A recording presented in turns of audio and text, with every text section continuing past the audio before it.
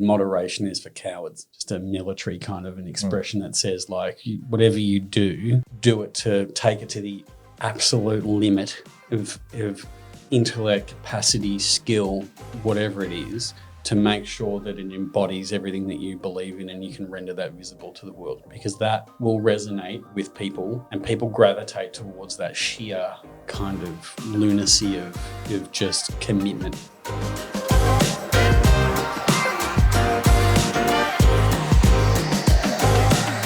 All right, Cypher Studio. This is a very special episode. We've got Durwin back, Custom Industrial. Everyone knows and loves Durwin in the high-end architectural construction space. And he's brought a very special guest, Brett Phillips from 3D Design. So we might... Thanks for having me. We might start with Brett so my very cursory level understanding, and I've looked a little bit into your practice and I understand it's very multifaceted and multidisciplinary, and you also do publishing and all those other things. My understanding is sort of 3Deep is at its core a brand identity firm. Branding and creative. Yeah. So if you want the 2-minute backstory. Yeah, I mean, I'd love that. And especially just our audience is very construction industry based. Uh-huh. So just within that context, like they might not even know what brand ID is. Okay. So I think that's one of the goals as well for this. Be fantastic if we can educate some people on brand ID and how they should think about it in the context of their businesses. Sure. Yeah. Well, stepping back 26 years, I started the business with my business partner, David Roenfeld. I met David first day of first year uni, and then we sat opposite each other ever since.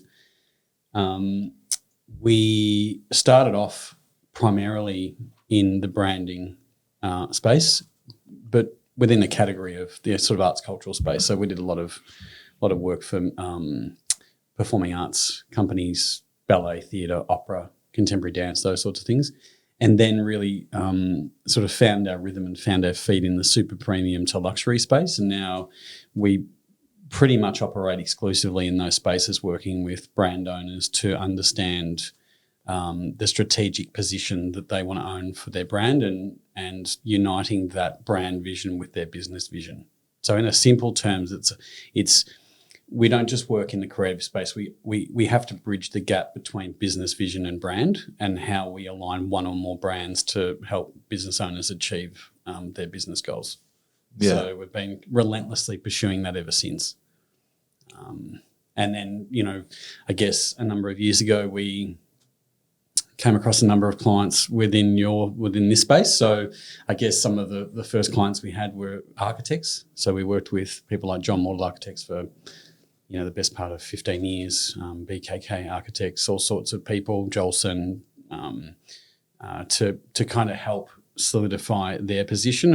And the more they understand the role that their brand plays in strategically positioning their business, then the more our work comes into focus, and we then need to work at the pointy end of the sword to try and figure out, how to create competitive advantage through brand.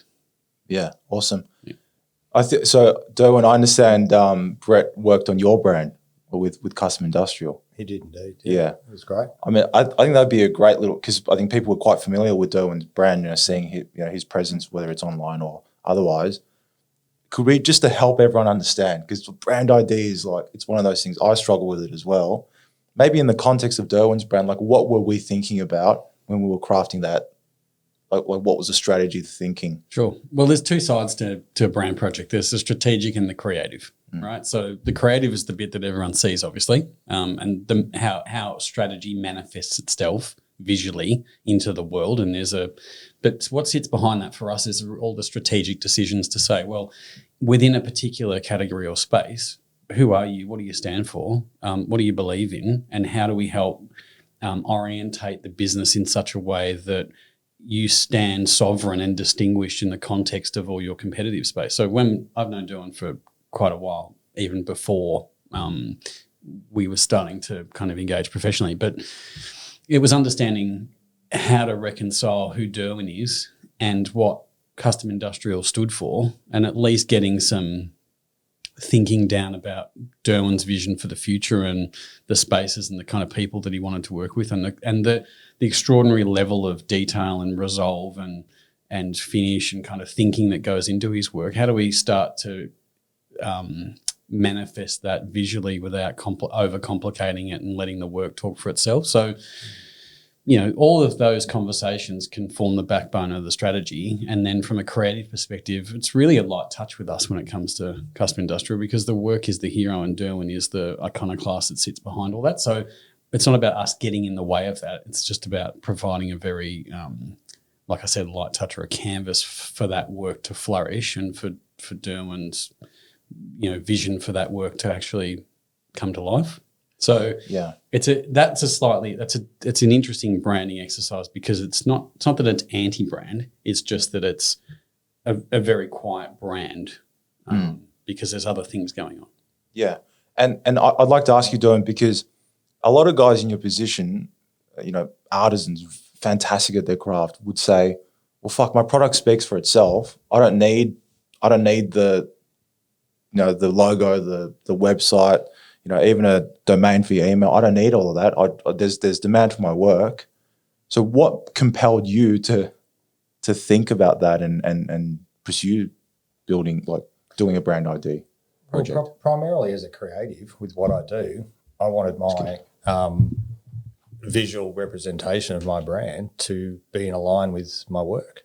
And previous to that, it probably wasn't, if I'm honest. So to be able to be in a position where I can engage 3 deep and go through that process and understand that what's your view on what I put out and how does that align with it visually in the world. So, my thinking behind that was I wanted those two to align, because I wanted to level up the business a couple of levels to jump further ahead. So I think there's the other thing that we talked a lot about as well is so apart from the visual, because everyone, I guess, the thing that distinguishes our business is that it's not just aesthetics, right? It's not graphic design. This isn't a graphic design business. No, our business isn't about graphic design, right? Our business is working with business people and brand owners to achieve business vision, right? So the other thing with custom industrial is that, and Durwin's vision is, it's not just a kind of a mono vision. There isn't just a one trajectory for custom industrial and just fabricates work for architects and specifiers, but it's about understanding the ecosystem and understanding, okay, long-term vision and play. How is this business going to evolve over the long term, and what will be bolted onto it? What will sit complementary to it?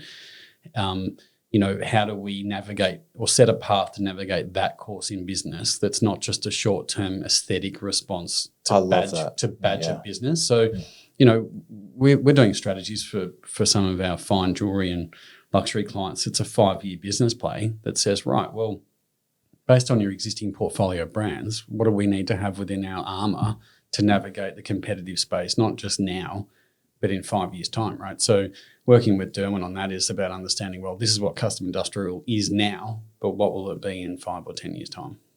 Yeah. No, I very much resonate with that. No, with my business, the idea isn't to build a cabinet making business, it's to build the brand, and then opportunities will magically come. 100%. So let's say Louis Vuitton wouldn't work with custom industrial should he not have, or would be less likely to work with him should he have not such a well thought out and well presented canvas or brand ID upon which he's presenting his work. Totally. Or they might not engage with custom industrial, but there might be a sub brand or an ancillary brand that they will engage with because we're positioned it to actually talk to them. Yeah, and you're aligned and you have the same vibe and the same feel and the alignment in your brand and the way you're communicating with the world. Yeah. So, but that's something that's so hard for trade-based businesses. Like, we're incredibly lucky. So my brand was done by Richard Henderson. Mm-hmm. Okay. Yep. And so how I had access to Richard Henderson is my uncle. He won a AGDA award in 2014 when I finished high school. So he took me to Tasmania. He doesn't speak much English.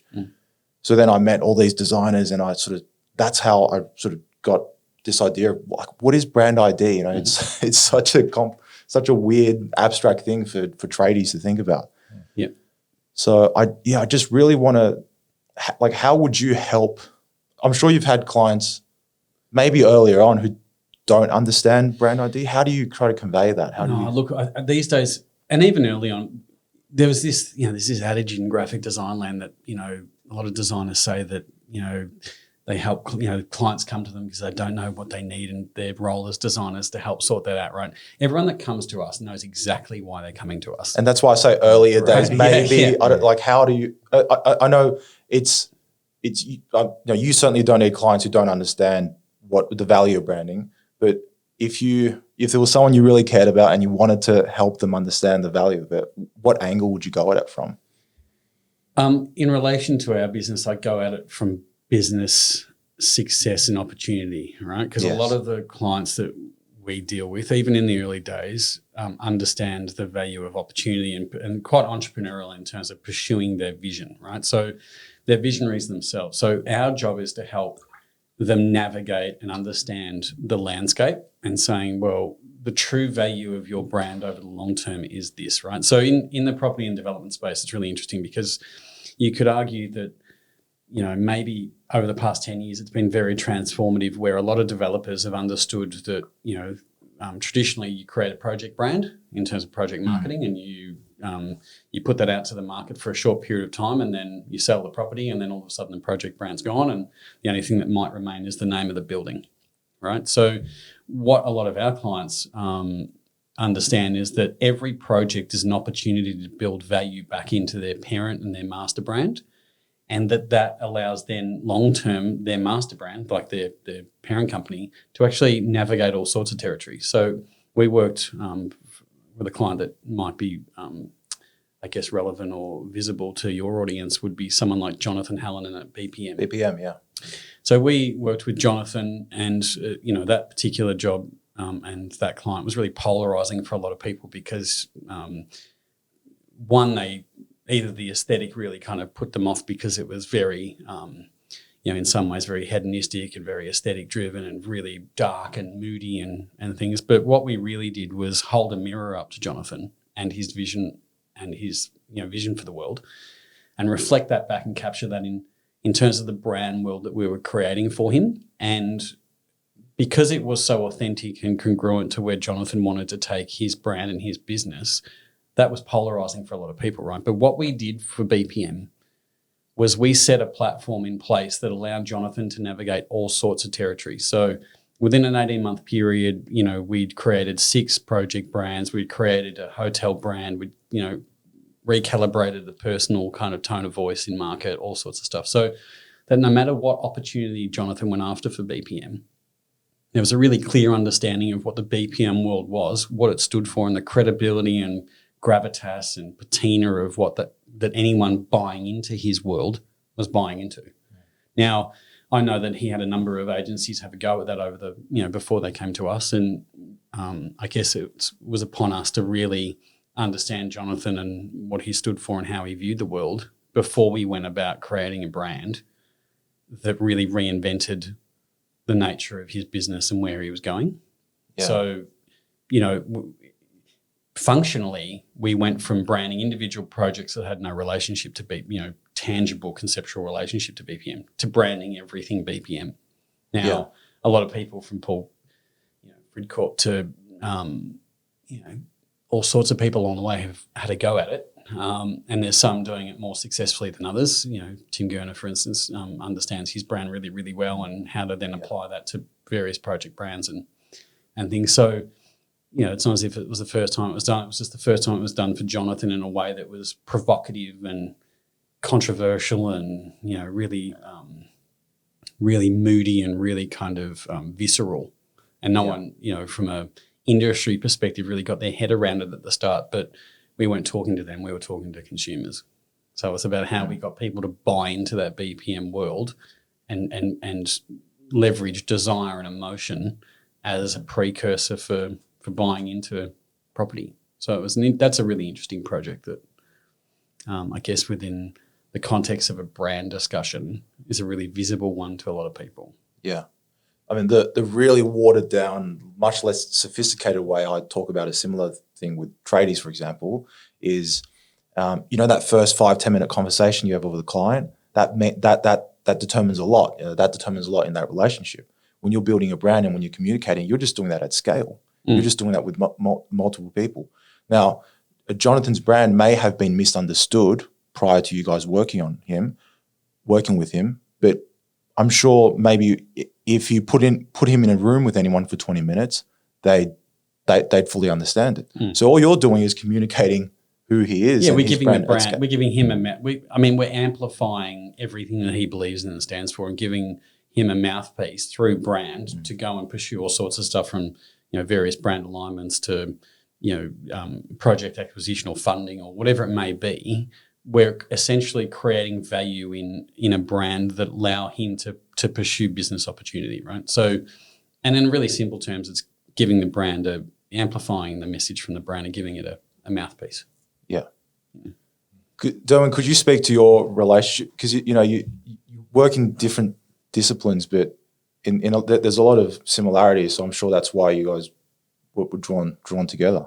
Yeah, for sure. Like, well, both, as Brett's just explained, both our businesses are fairly detail focused. So for Brett to understand Jonathan and BPM, and like what you say, if anyone's been in the room with him for 20 minutes, they would know that. But then no one previously had executed that prior to 3D. So it's about, our similarities are understanding what our clients' needs are, just in different industries. And, focusing on that and understanding what the client wants to be able to then, put it through our systems to be able to execute. Yeah. And hopefully beyond expectations. But yeah, just the seeking to understand the consumer is something that I think within our industry, it's people don't think in that way as much as I think they should or they would benefit from. Just what you said before, like makers and creatives are not thinking about their brand, but no matter what industry you're in the service industry prior to that. So if you're giving good service and understanding what your client wants, because they're the ones that are bringing, the financial to your business and wanting to commission you. So if you understand them and, can over deliver on what their expectations are, then you've got a client for life as well. Yeah, and if you don't understand them, then inherently you're not operating efficiently because you're not purposefully, acting in a way that's servicing what their needs are. So it's interesting from my perspective, being having to act on behalf of Durwin and looking. Paul Rand, I think, is a designer that said it best. He said, "I don't design for my clients; I design for my clients' clients." So in us designing for custom industrial, it's not me just designing for Durwin. It's actually designing for the customers that intend to engage with and interact with Durwin, because fundamentally that's the brand transaction. It's not me just doing something for customers. It's not where it stops. So in understanding that custom industrial needs to appeal, resonate, connect with, stimulate, be a provocateur in certain areas, but generate desire to his clients is actually what we're focused on. So there's a two-pronged kind of aspect of that. One is understanding Durwin's vision for the business, but another then trying to connect that to the people that he wishes to engage with. And that's where understanding client comes in for us, because there's two. Yeah.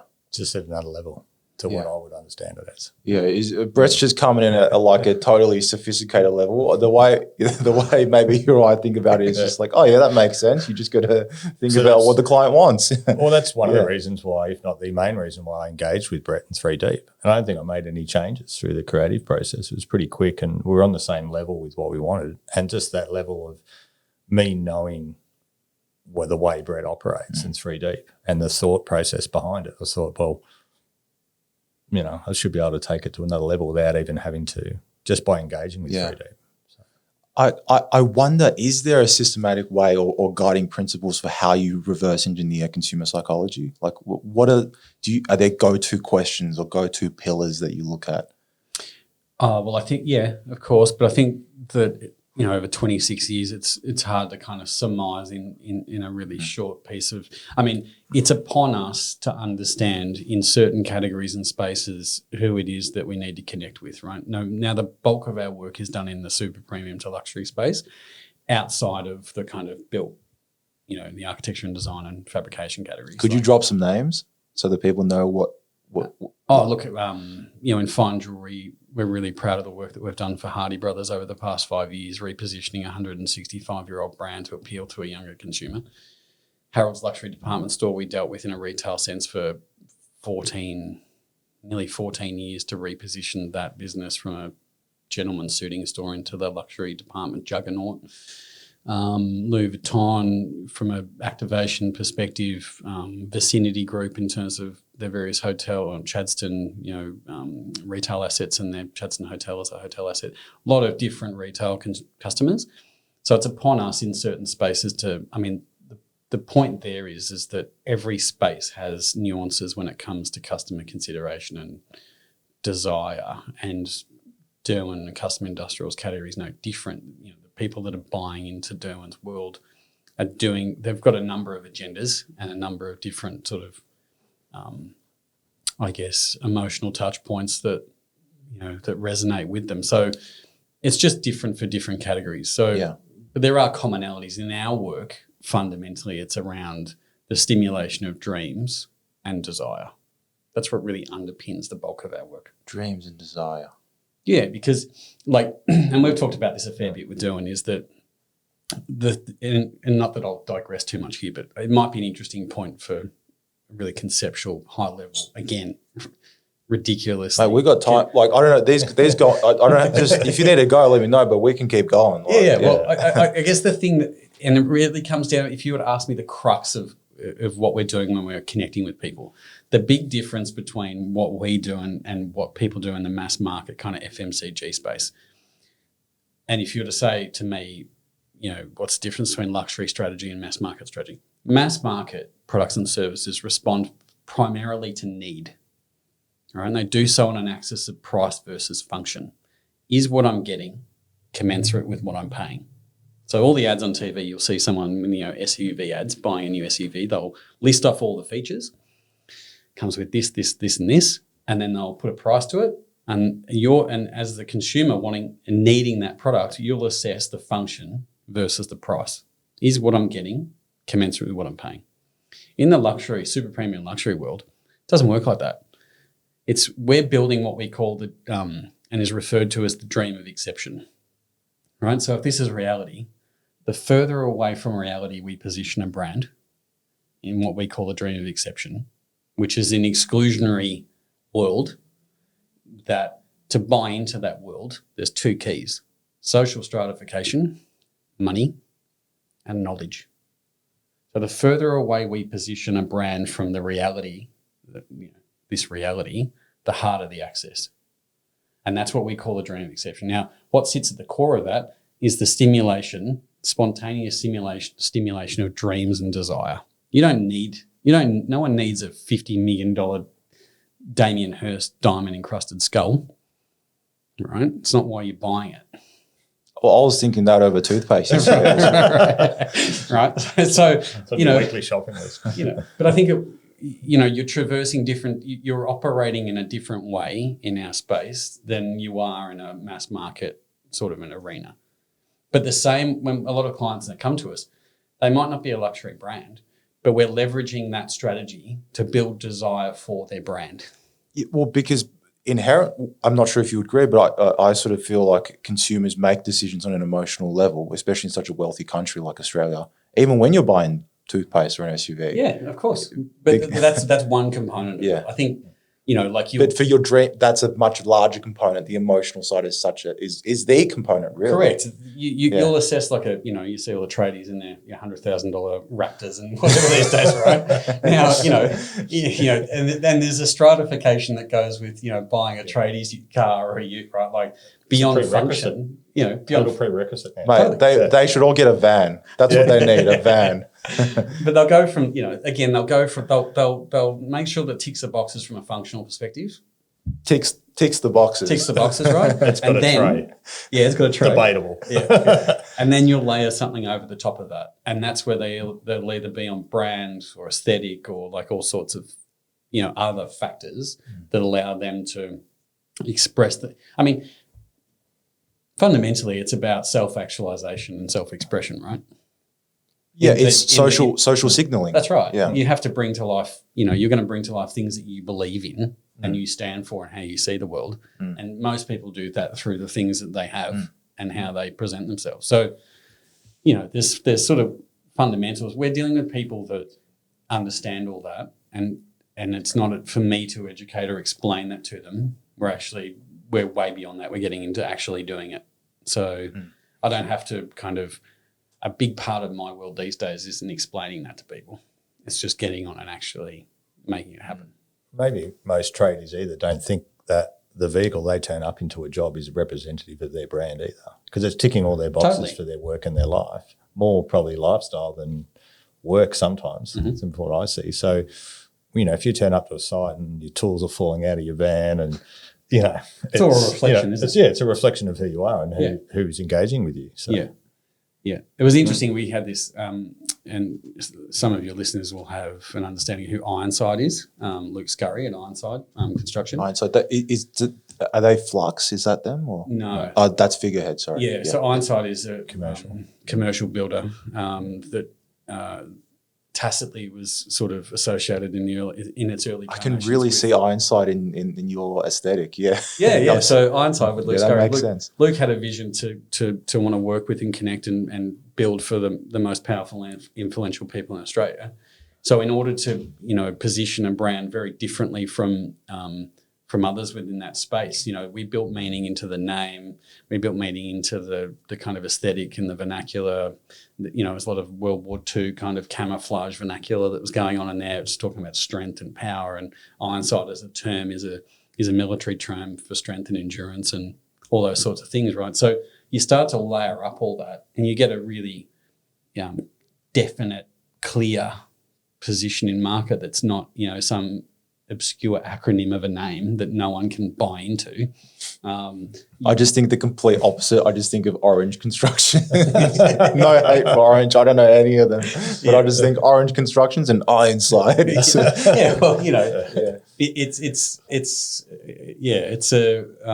if that's how you see the world and that's the kind of and you are detail orientated and those things matter to you, then they matter to us. Yeah. So essentially what Brett's saying is if you care about brand, you can charge high margins. If you care about brand, you'll make more money in the long term. There you go. Yeah. So Durwin, how did you come to understand the importance of brand? Would you agree that it's sort of hard and abstract and sort of difficult, or did it come really naturally for you? I knew I had to have a brand representation. I just didn't know how to position that and what level I could take that to until, I met Brett and engaged with him in that way. So for me, brand originally was, this needs to be representative, simple logo, which is what I used to have, and representative of what I do, which I would think most tradies or most people would think like that when they think about a logo or a brand. So I knew a little bit that it's going to represent who I am. So I wanted that to reflect that. But to take it to another level, I needed to understand that was probably well beyond my thinking and capabilities. So engaging with someone. Well, that's good you realise that, because I think most very successful trade businesses who operate in the high-end space, who are turning $1 million net profit a year, would scoff at the idea of spending $50,000 on a brand ID package, for example, which is not a lot of money in that world. But it's just very interesting. So I'd like to ask you, Brett, just I understand you're in the industry because you've worked with such so many top architects, and I understand you guys even do some design work as well. Mm-hmm. How do you see the construction industry, or maybe let's just niche it down a bit, like the high-end architectural space? Like, how do you see it, and are there like opportunities or shifts and trends in the market that you can forecast? Look, it's an interesting question, because part of us, and I'll be really honest, is that we limit how many people we want to work with in that space, because there are certain spaces that are way more mature than others, and we are at a point in our career that it's not about we need to work with people who are powerhouses of top tier of their particular categories, because we're geared in that way. We have infrastructure and people and big teams sitting around very hungry machine that needs to be fed. So we're a little bit discriminatory in terms of who we need to work with in that space and the kind of level of engagement and depth that we want to go into a particular category. So having said that, all our work with architects and things over the years, we've had really deep engagements, but we find that certain categories are way more productive and more mature and therefore understand our role better than this particular market, right? That's very nice. That's a very nice way of putting it. Yeah. and you find that even with top level firms who are very sophisticated, sort of our peers who are very sophisticated, you find that there's just that lack of understanding. I don't know. It's a lack of understanding, or like alignment, or there's just not an alignment with us, right? So because we're not churn and burn, we're not in there just doing their newsletters and their EDMs and pumping out like flyers and all that sort of stuff, right? We're just not interested in that. There's people, they'll have internal teams, and a lot of architects and developers and things have had and reorientated and pivoted to have internal resources to manage that for them, and that's great because now finally, they can get what they need on a day-to-day level. And when they want to actually pursue something they want to create a new brand or they want to reposition or recalibrate it to go after a different market, then they can come and talk to us. So I'm not interested in that kind of work. So I don't have too much of a perspective on what's happening. But when we work with people like Durwin, what's really interesting, and there's a great adage in business that you are who you're with, right? So for us to be aligning with people who see the world similar to us and actually have really entrepreneurial spirit that really want to take things and do something different with them, then I'll resonate with that and we'll connect and we'll then support them in that venture, right? So Durwin doesn't see the world like, every other fabricator. He's interested in art. He's interested in design. He's interested in creativity. There's all sorts of things that surround Durwin's world. So when we go into a world like that, we say, well, okay, you're working with artists. You've got ambitions for a gallery component to what's going on in your space. You've got various artists working out of your space. So we can then sort of start to piece together the world and then help, clarify a trajectory of where that brand might be. Now it's a very rare thing, right? So, and for us, we need to have a business that can still function. Not dealing with a mass of people in a particular space, just dealing with the really extraordinary and interesting ones. And their modus operandi is totally different to the majority of the world. And that's what you see in everything, right? So, I don't have too much perspective on how the industry is sort of going, but I have quite good perspective on how certain people within an industry navigate their space and plant a flag that says, this is why we're different. This is how we're going to go about doing it differently. And so, if you'd ask me, like a specific question on Durwin's future and custom industrial and how he sees the world, then I've got a pretty good handle on that. Yeah. Well, can we use Durwin as an example as an exceptional figure in the industry? Like what? I want to be someone like him. I want to be exceptional, right? So how does that how do you see that developing and how do you? Like, what are the key things that you see with Durwin? I understand there's the breadth of his interests, for example, is one. 1,000% committed to the vision and relentless in the pursuit of that vision, right? So the sheer commitment that he has to the craft, to creating extraordinary, to understanding the role of creativity and design in his work, not just the fabrication of it, all those things, the fact that it's 24/7, 7 days a week, 365 days a year, it's like totally immersed in a particular world is something that distinguishes Durwin and custom industrial straight away, right? There is no on off. It's always on. And I think that for us, that's a really interesting thing because, that sheer investment of that intellectual investment and time investment and craft investment creates things that others just simply can't do for their structure and how they create and have built their own little world. It's impossible. It's just. And that is the exclusivity in the product that cannot be attained just by paying more money to a different fabricator or something. There's intangible qualities and attributes built into an end outcome through virtue of the landscape that he's created for that business that others just simply couldn't. no matter how long they worked on it, how good the craft skill or one individual component of that business is, that it won't read in a particular way. So when you see Durwin's work, it's not just the fact that he's a master craftsman. It's not just the craft component of that makes it that resonate. It's the fact that the intellectual investment or the time he's spent behind the scenes figuring things out or talking to people or engaging with designers or talking about shop drawings or whatever it may be, right? That it's nonstop 24/7, that embeds a certain authority into the work that resonates with people who know who know the difference. Yeah. And not everyone can see that. And even if they don't know the difference, that guy who's paying $50 million for the skull, he shares the DNA. So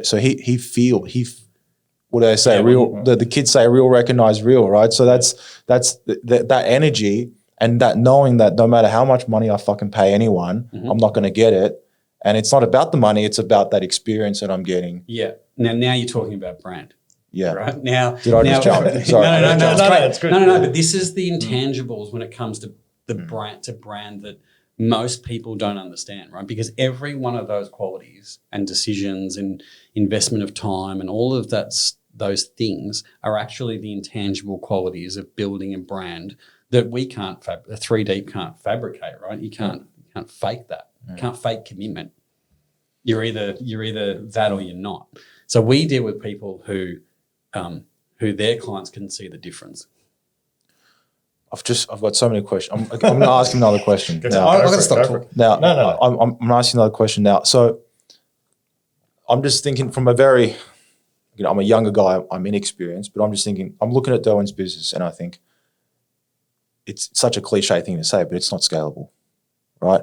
But then through the brand, what I go to is through the brand, you can scale that in other ways, through art, through media, through X, Y, Z. So can you share, because I know you've thought about this, what is that 20-year outlook in terms of how he's going to scale the brand and what he does? Yeah, well, I'm not going to give it all away, but there's certainly a strategic... Could you just give us some tidbits? And interrupt there. I also understand that it's not scalable. Of course. What I'm doing, but that's the whole world. Yeah. So that's the whole uniqueness as well. So and that by not being scalable ties into that that world that Brett was talking about, exclusivity. I would say, well, why would you want to scale that? You would do something else that would add value, that doesn't interrupt the exclusivity of your product, but can also create value otherwise, and then it plays into each other. Yeah. Have you been listening to you bugged his office? No, you've been listening to some of these conversations. I just think about his business a lot. Well, I think this is really great because again, from a strategic perspective, you're 100% like. You would ask yourself the question, why would you scale custom industrial and ruin some of its magic? And the answer to that is you wouldn't. You would look at other strategic opportunities to add value back into that business that are scalable, if that's indeed what you want out of life, that would add value back to Durwin, that would feed that business, that would then allow him to pursue other interests in other areas. So, there's certainly those plans underway, and I'm not going to be the one to kind of give you an exclusive and reveal what some of them are, but I think that's Durwin's job. But I think I understand the future ecosystem that's going to surround that business that will allow Durwin to do other things and flourish in other ways that will add value back into custom industrial. No comment. Because quite frankly, don't say anything you don't want to say. Because quite frankly, and I'm a little bit passionate about this, is this man needs to get fucking paid. He needs to get paid for his. And I don't agree that we live in a world where everyone deserves everything, but there has to be a way to leverage his relentless pursuit, his knowledge, his dedication to the craft. Because how many artists, chefs, go just waste away and aren't rewarded because they don't tackle it from a certain angle. Yeah, well, we talk about these things all the time. So even in the car ride on the way over, like we're discussing how to leverage the nuances of certain categories and the psychology of people to kind of understand the opportunity from a business perspective, to say, well, okay, people, there's a component of the world where people love safe, right? They just need to understand that what they're getting, what they ask for is what they're going to get, right? So, and And not to say that custom industrial doesn't always deliver on that, because it's about exceeding expectation at every turn, right? So he does that amazingly well in custom industrial. But there's going to be other things that we might develop as a consequence of, what he does in that space that might be product orientated, or might be the amalgam of service and product, or, in other brands or in other experiences that will allow him to get paid. Like, as long as if he's not getting paid, or he's not a superstar at the moment, but it's interesting to watch how his work's resonating and becoming, with a lot of people.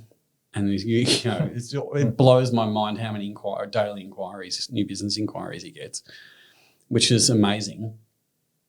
But I think that we can always dial that up that is scalable in other areas, in other businesses, in other ventures. So, yeah, it's just in many ways, a non-traditional model that just takes more work, but that's fine. That's we love that. Yeah, I mean, nothing good comes easy, right? I'm just so, because there's, I see with this, there's so much potential. It gets me very excited because, yeah. So conceptually, you might, custom industrial might be is a beacon in its own right for a certain category or class of people, right? So a lot of architects, really resonate with what Durwin does because it's helping achieve their kind of visions and what they're hoping to achieve for their clients. And Durwin is an arbiter of that and helping them kind of bring that to life. But in the same sense, he's solving a lot of problems along the way to help make that happen. And it'd be great for you to talk to that. But I think the value lies in the ability to leverage design and help bring that to life in a really extraordinary way. And if you see custom industrial as a beacon that allows you to attract those people towards that world, then you can bolt on other aspects of that world to have it. Again, that's the value of brand, right? Yeah, and the way I see Durwin's business is, and what I'm trying to do with my business, is the unscalable work is a avenue through which you can build your brand. That's through that you make a bit of money, whatever. But that's mainly there to build brand relationships, meet people like yourself, extraordinary people like Durwin, and then through that you leverage off that platform. Yeah, and that's something new. Everyone does that, but I think that it's to the level that there's different levels of that. 100%. And I think that and this is why it resonates with me. I'm just not interested in ordinary, right? Like I'm mid to late career now. I've been doing it 26 years, right? I'm only interested for the balance of my career in working with extraordinary people on extraordinary things. And that's a really simple way of looking at it, right? But with that comes an understanding of who you don't want to work with as well, right? And what's not going to get you there. And there's certain people in the world that I think Durwin will work with that will allow him to make that, those next level ups all the time. And that's exciting for me to watch as well. Have you always had an understanding of this from sort of when you started custom industrial, or has it just slowly unraveled and the vision slowly, and obviously with Brett and sort of having amazing people to talk with and bounce ideas off, how has that developed? Seeing the vision. It's both. It's definitely developed and changed along the way 100%. And it wouldn't have got to the level that it has without engaging with Brett and conversations and, all those sorts of things. So for me, I've always just primarily as a maker starting out, I've always wanted to make things, and I've always wanted to make things that are different to everyone else is making. So if it starts to get into the mainstream, that's when I know I'm going to take a left-hand turn and go down a path that no one's done before with what we're making. So for me, that's always been my approach, and to know that there's other people in the world in different industries who have a pretty similar approach. And I think that's what attracted us in the first place, that, both our worlds were not the mainstream, not for everyone. And what we did resonated with each other, but also, didn't resonate with mainstream for starters. So I just think that's fantastic. So, and then just along the way, it's just developed. And I got to a certain point with custom industrial where I think we talked about this previously, where I'd kind of hit a wall. I wasn't super interested in it anymore. Lots of things going on. As soon as I made that decision to want to pursue it really even harder than I had before, it was a really easy decision to engage with Brett and go, from a brand point of view, I want to go to a point where I haven't been before, and I need to understand that further. So to hand somewhat control of that part over it, very trustingly and very, for me, all I was looking forward to was enjoying the experience of being a client of 3 Deep.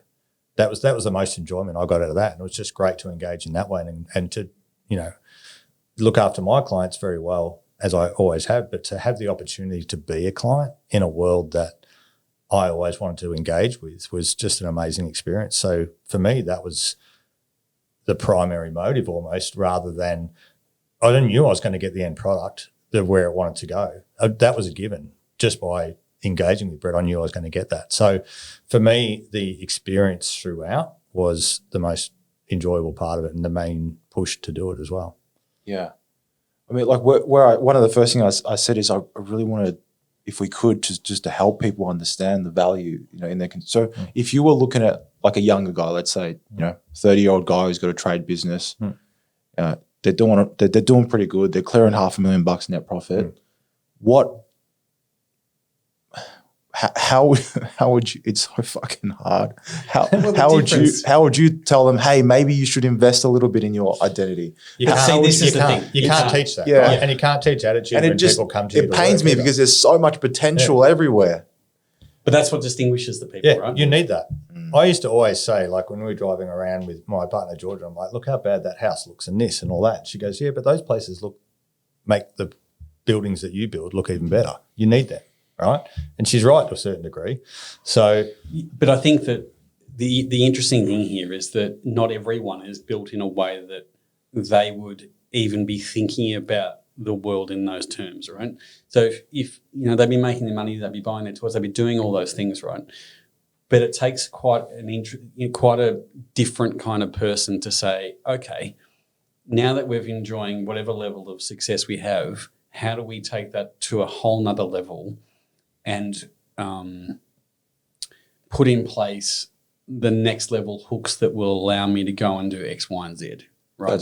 That's fair. Now they could do the same thing for the rest of their life and make great money every year and just, you know, tick all those boxes and have all the material things they've ever wanted, right? It doesn't get any more boring for me than that MO, right? Because the money is not the driver. That's not the end goal. It's coming along. That'll come along the way. But I think that the interesting people that we are collectively surrounding ourselves with now don't see the world in those terms. So I'm never going to be able to help that person. Okay. I'm you know, and I don't think that's the nature of. But there are plenty of people that will, right?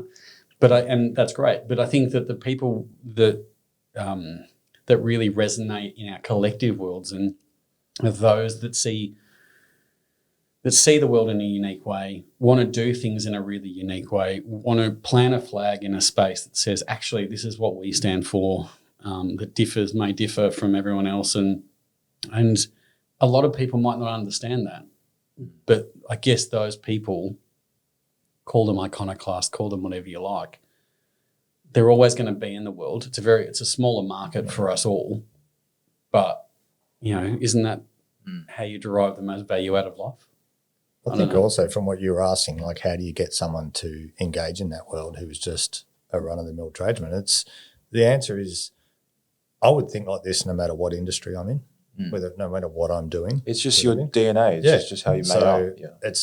And that's attitude and that's just the way you think. So you really have to look inward to a person for them to want to change and to pursue personal development, to pursue that you get to a certain level in a business and then you want to like, okay, well, how do we get to that next level? And that means pretty much reinventing yourself and putting everything you've built to date in the risk category and leveraging off that and going, I'm going to live or die by this decision and just go for it.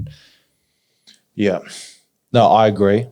I guess I would just say to whoever's listening, and especially the ones who are saying, oh, this is so pretentious and abstract and whatever, like maybe worth thinking about.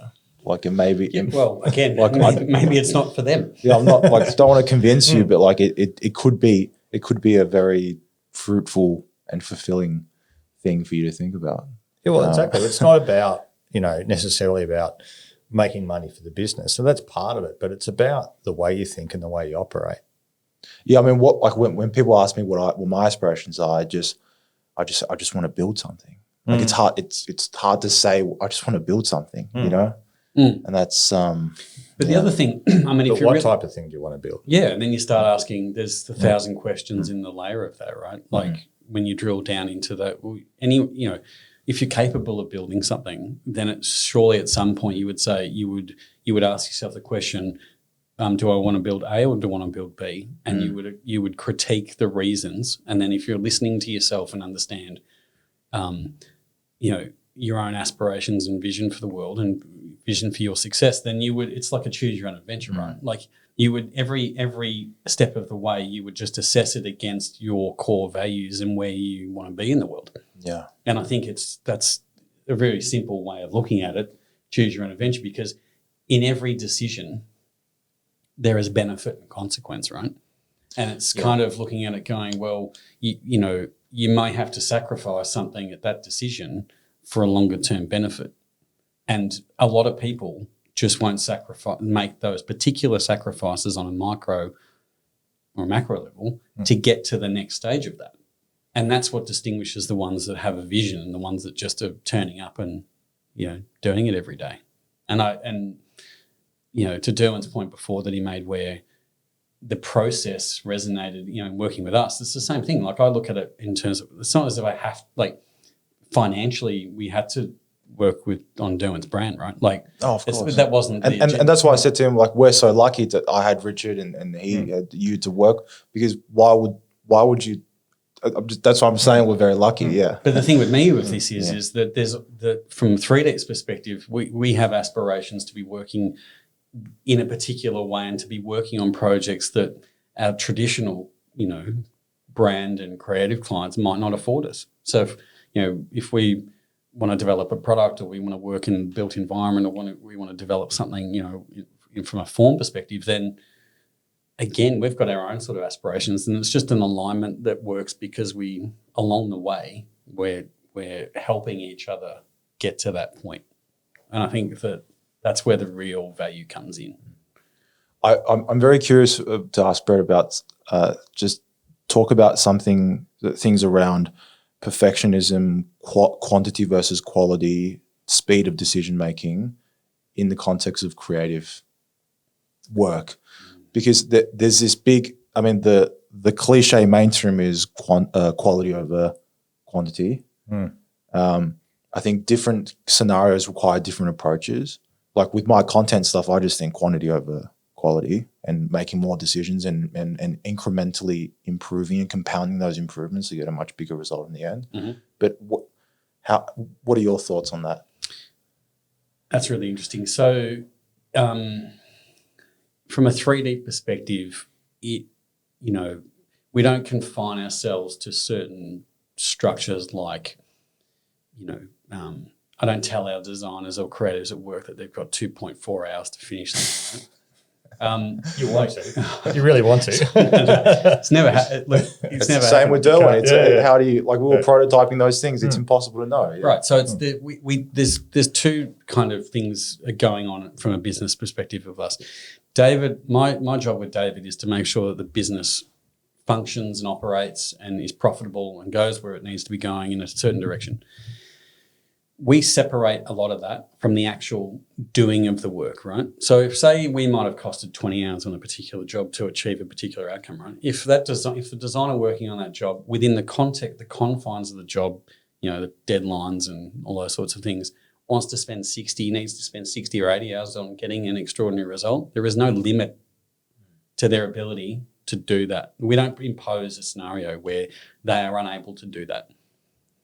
So it's interesting. Our job as business owners is to navigate a course and to run a business that allows that creativity and that level of investment to happen and remain profitable.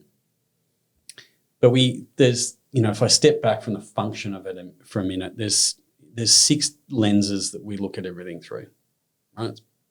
We call them the 6 dimensions of luxury, and this will be really fucking 6 intangible. dimensions. 6 dimensions of luxury. Okay. And this will be really intangible. I'm taking notes. Right? But there's things, those lenses, one of them is artisanship. The other, authenticity, creativity, time, individualism, and the extraordinary, right? They're the 6 things that really determine outcomes and business success for us, right? So if we look at the built environment, say we're working on a project and we take those specific dimensions down to a project level, time is a really intangible kind of concept to a lot of people, right? But when you're walking into a retail space, we're manipulating someone's experience of time fundamentally, how they walk through that space, what they engage with when they're doing that, how a salesperson engages with them, the questions they ask. All of that is a manipulation of time.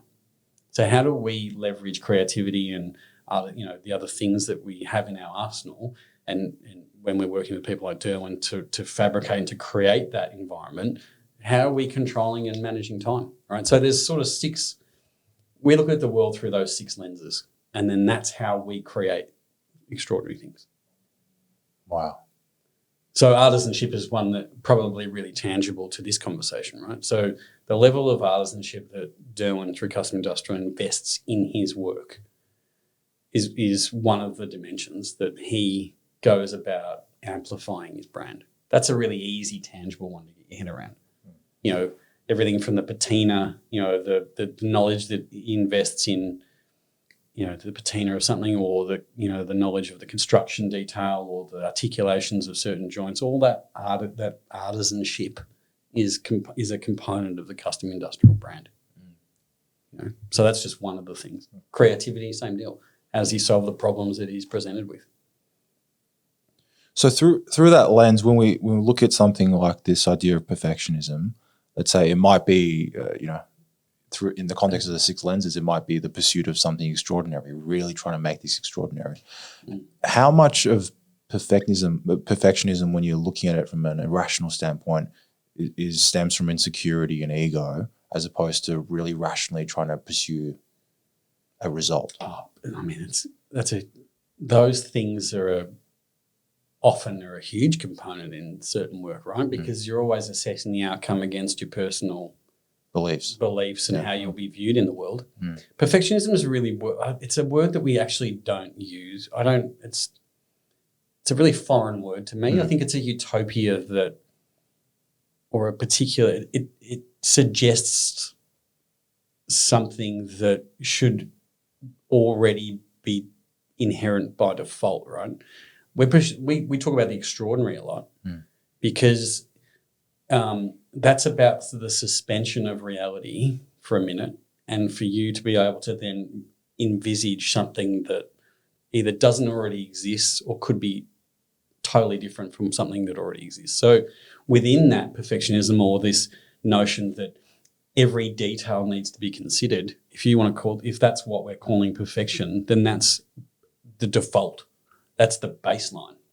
Well, I also think that perfectionism is a totally subjective call. It's like I think this is at a stage now that it's good enough. I mean, but that's what it is, right? It's a subjective call on good enough. That's got to sort of. I mean, how do you see? I mean, because I always say that you can always take it to a further spot. It's just sometimes there's restraints in the world that don't allow that.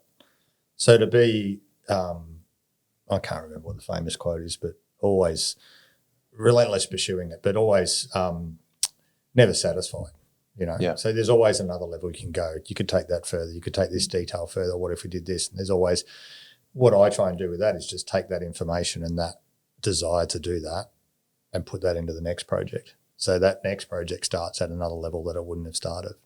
Yeah. But it's interesting, I'm thinking about that, right? We were talking about this in the studio, or something similar to this on Friday when we were critiquing some work that we're working on at the moment on the wall.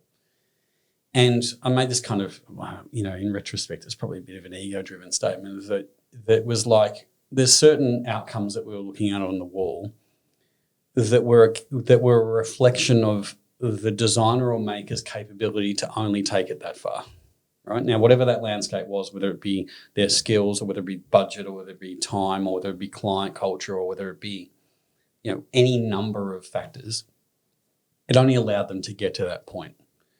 Well, part of what I was interrogating and challenging and being a bit of a provocateur to the creatives at work on Friday was saying, well, that might be their glass ceiling, right? But that doesn't have to be our glass ceiling.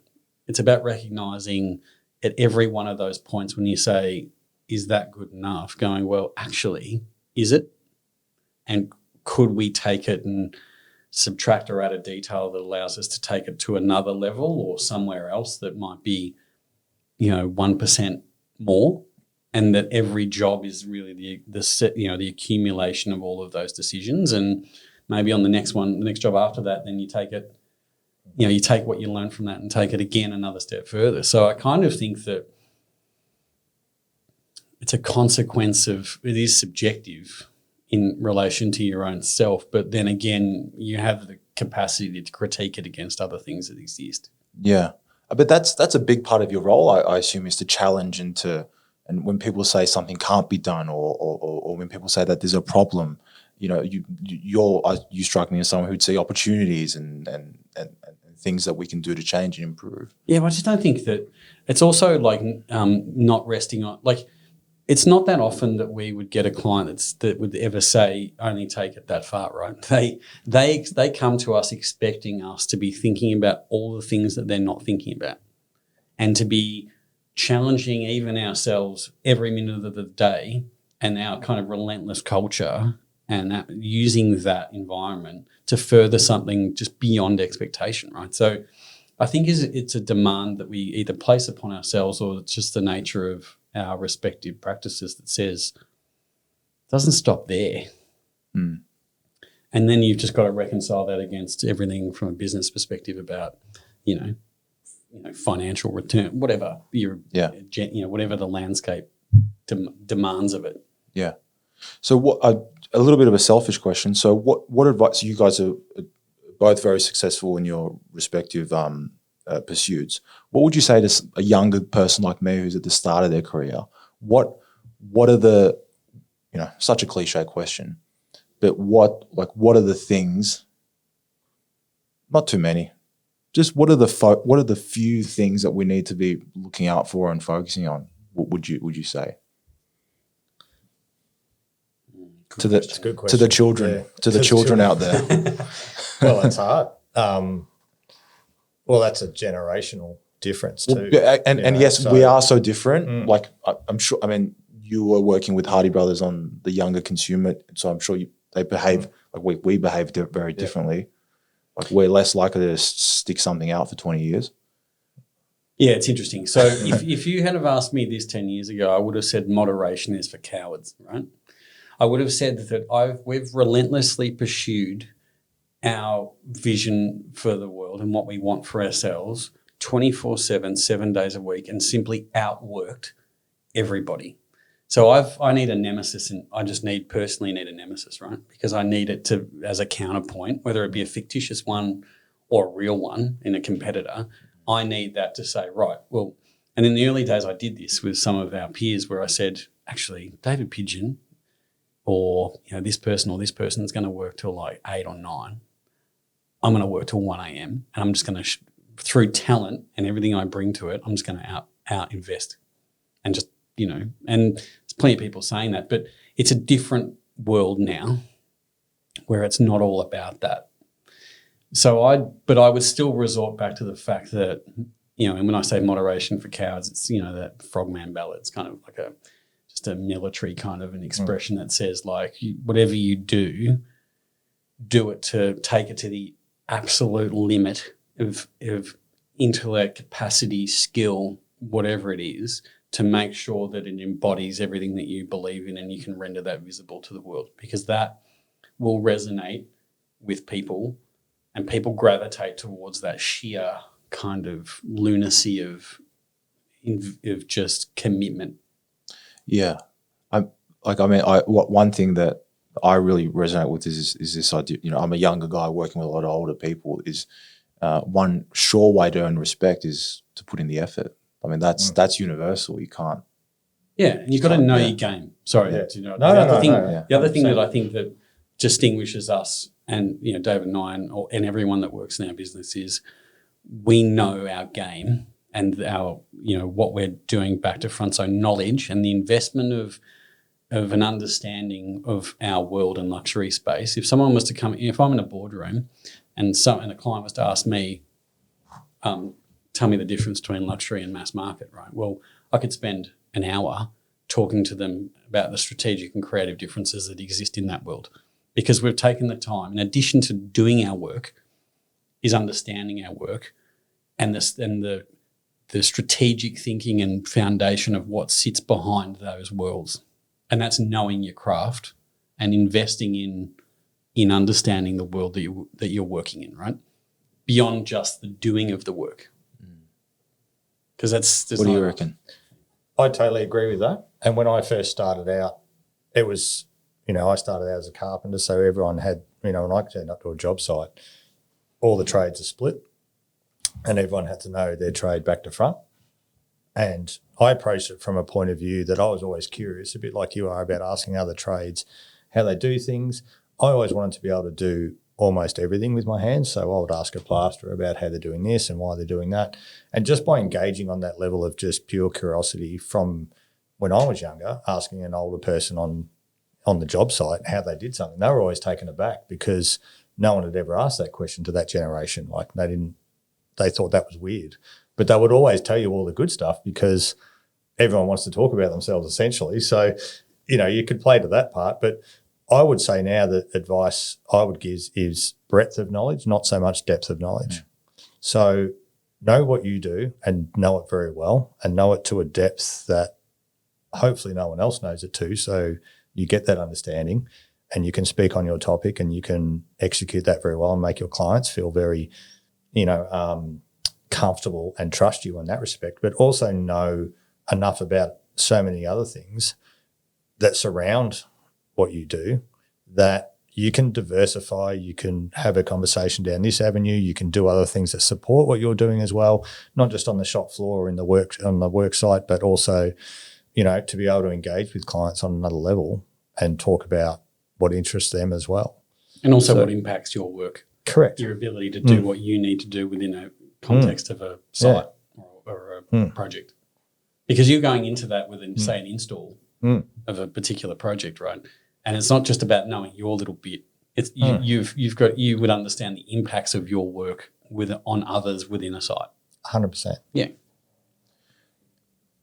A really important precursor to that, though, I feel like is developing passion and ambition for something. How do you go about doing that? That's just a given. How do you do that? Like how do you find what you like? Like there's so many like us kids floating around, like still trying to find ourselves, Do you think it comes through a bit of commitment to knowing that you will discover through commitment you will learn and discover those things along the way? Like you could float around hoping to discover something and through curiosity. Because I'm sure you have those people come through your practice as well. Yeah, less so now, but in the early days, yeah, absolutely. But I think that if I was just to reflect on self back in the day, like, I started in fine art world, sculpture, printmaking, painting, right? And I didn't know whether I was good at it or bad at it until someone told me that you should probably take up I'm a sculpture lecturer told me you should probably take up design, right? Yeah, I heard you say that in that RMIT interview. Yeah. And that was, that helped calibrate me in a particular direction, and that's what I did. And then I applied for Swinburne two times or whatever, didn't get it in the first time, but pursued it again and tried it again and did it. And then sometimes I joke that, it wasn't that I knew that I wanted to go into this space, I just knew I wasn't any good at maths. It's exactly the same as me, yeah. And it's just understanding that, again, like choose your own adventure, right? That along the way you need to be self-aware enough and resilient enough to take criticism and understand, well, actually it's not criticism, it's just observations of, from people, and you either choose to take them on board or not, right? But I think it starts with a curious mind. I think it's okay not to know what your passion is. But to be honest about that too. So if you don't know what it is, that's fine. And what Brett's saying, like, keep pursuing something, keep turning up and putting in the work, and it'll present itself. Like it presented it to me probably 10 years ago when I went on my first projects for custom industrial, like the satisfaction of delivering that project to that client. And it was actually a surprise gift from their wife to them. They didn't know it was getting commissioned. But for him to see that for the first time, and that just his emotional reaction and, the way he responded to me about receiving that gift that I'd made with my own hands, like that's when I knew like, oh, that's a really good moment for me to capture. Like that's a passionate thing for me. So in everything I do, I still kind of chase that. It's just not the primary anymore. So there's a great proverb that I hate busting these out all the time, but there's a great proverb that says, know first oneself and then adorn oneself accordingly. Know first oneself. Right? So you've got to – so if you understand who you are and you're and what you're not, then by virtue of doing that, you will then pursue a direction that you can then is more true to you, right? Yeah. So it's kind of like listening to the things and saying, well, not just turning up and going, I really don't like doing that, and they're not doing something about it, right? Yeah. Like you've got to know that you don't like it. That's okay to you don't and like it. And recognise the fact that you've given yourself permission to say, actually, that's not for me. Yeah, like even if you're doing, like whatever you're doing, just do the shit out of it, even if you don't like it, because the reps will help you find what you do like eventually. I quite frankly, I wouldn't say I'm the most passionate about high-end joinery, but for me, it's a platform through which I can build brand, meet people like yourself, meet people like Durwin, and then through these networks, 10 years from now, I'll find something magical that I love doing. Yeah, but I think it's also, and I think that, and I don't want to, it's not condescending, but it's just an observation, a generational observation from, being our generation, looking at some of the challenges that are being navigated by a younger generation, in that it's not a utopia. It's not like you'll find a course and then all of a sudden you'll navigate, and then 25 years later, but we haven't been through anything. Like we don't go through shit. We do in the last 10 years of the world. Yeah, we've been through a lot of shit. I'm saying I think so I was born in 97, so like we've grown up a very insulated sort of same life. challenges though. Like you're looking at you're looking at previous generations, or you're looking at maybe it's there's more self-referential kind of thing going on, but it's like us, right? Like challenge. Regardless of the challenge, it didn't necessarily define who we were. Like we started the business in 96 off the back of like a financial crisis, right? Like, and then we've had to navigate those things, but we would have navigated them anyway. It wasn't the environment that defined who we were, as we had to define who we were and navigate an environment, right? So I don't think it's interesting, because we've just all been through the past couple of years, and that's reshaped our business, but fundamentally who we are still remains, right? And what you're interested in, you might just have to make some sacrifices in the next little bit to, to wear out the storm. But COVID wouldn't redefine who we are. It just probably tempered some of the ambition. Or channeled it into other things. What's targets. The word? Pivot. Yeah. Whatever. Yeah. What about young creatives? What are you seeing in this new generation of creatives coming up? What am I seeing or not seeing? Both. Not seeing. Well, do you have a perspective on that from a maker? Oh, and I'll come back to it. Young tradesman.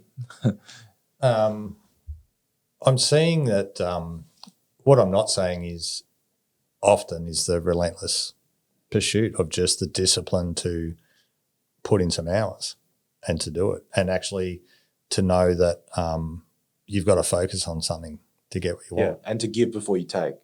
Well, you've got to chop the wood before you can get the heat from the fire, mate. So if you want to just go after the fire, then you're sitting at someone elsel's fire who's done all the work. You can't afterpay. You can't afterpay the fire. No. Well, exactly. That's a good term. That's a T-shirt.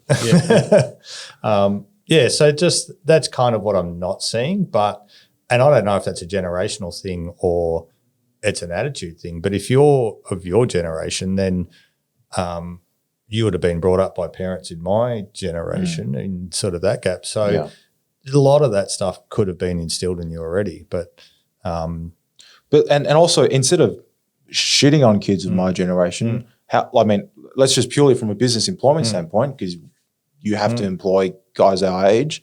How are you shifting the way that you're building your culture or communicating, because I'm adapting the workforce and being flexible in somewhat more like personal needs and personal goals and flexibility, like with work hours and how we work and how we get through the day, and having a lot more communication with people on the shop floor and talking about, hey, this is where we want to achieve this goal. This is the job that we're doing at the moment. Like, what's your feedback on how we can build that? Like, can you give me some input onto this? And you give some creative control and some decision making back onto them, because more often than not, I want to solve everything because that's what I'm used to doing. But hearing another viewpoint and getting some ideas, and it may not end up with that idea, but you're actually going to, have a collective mastermind that solves the problem, and it just builds a better team environment. We're all working together. We're all pulling in the one direction to, build some big doors or whatever you're doing at the moment. So, So I think from that point of view, giving a lot of creative control and flexibility in the workforce to allow people to be themselves and take some ownership of what they're doing and know that they're part of a bigger thing as well, and that they're valued in what they do.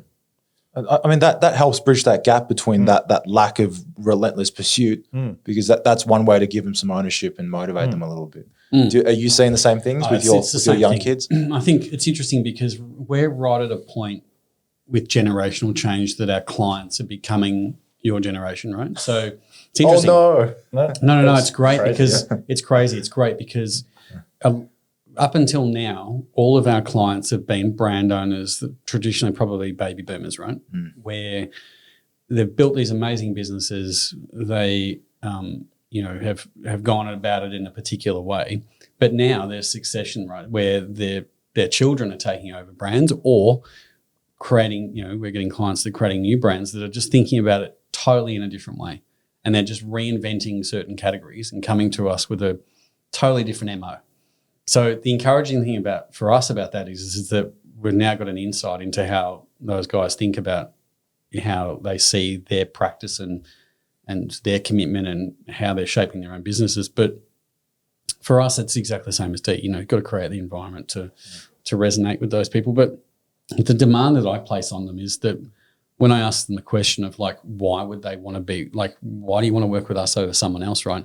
I expect them to have done all their homework and know exactly how we differ from everyone else in the landscape, right? Now, if they don't know how we differ, they haven't done enough homework, right? Or they don't understand our business, how our business is different from everyone else, even from an external point. If you analysed our work or who we're working with or the kinds of things we're working on, and you haven't taken that on board and even, self-regulated before you've come into the building. I mean, here's another excellent benefit of having a strong brand, is that people aspire to not only have your product but to work with you and to learn from you. Yeah. So you might see, especially with how established you are now, that the kids coming in are still relentlessly pursuing. They are. That's the clarifier, right? Because you've. That's the brand we're projecting.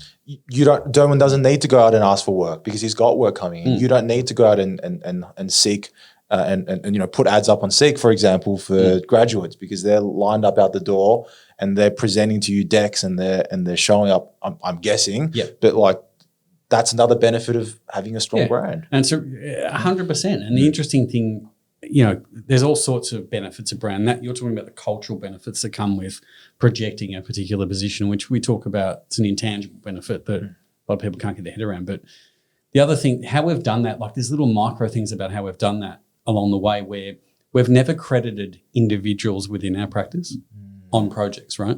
If it's a 3 deep project, it's a 3 deep project. Now, that's really challenging for a lot of people. Creatives, right?